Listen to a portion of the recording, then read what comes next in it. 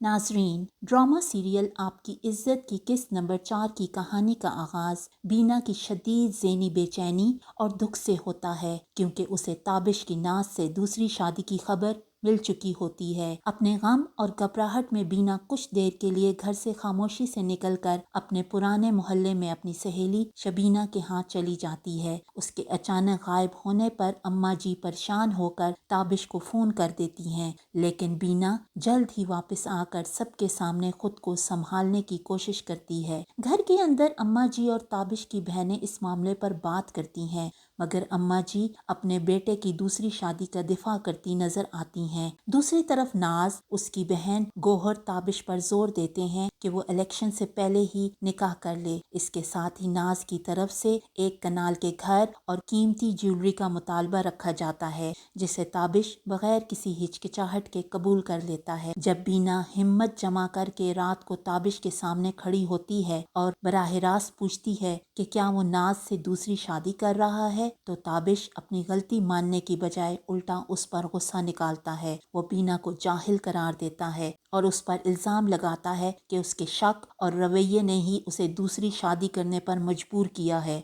दुख और खौफ में डूबी हुई बीना अपने रिश्ते को बचाने और अम्मा जी के मशवरे पर अमल करते हुए ताबिश को मनाने की कोशिश करती है। किस्त के इख्तिताम पर ताबिश जुमे के दिन अपने निकाह की तारीख तय कर लेता है और अम्मा जी को भी शिरकत के लिए मना लेता है, जबकि दूसरी तरफ बीना की शदीद अंदरूनी टूट फूट उस वक्त खुलकर सामने आती है जब वो मौलवी साहब के पास जाती है और पूछती है कि अगर कोई इंसान कोई गुनाह करने से पहले ही तौबा कर ले तो क्या उसकी तौबा कबूल होगी।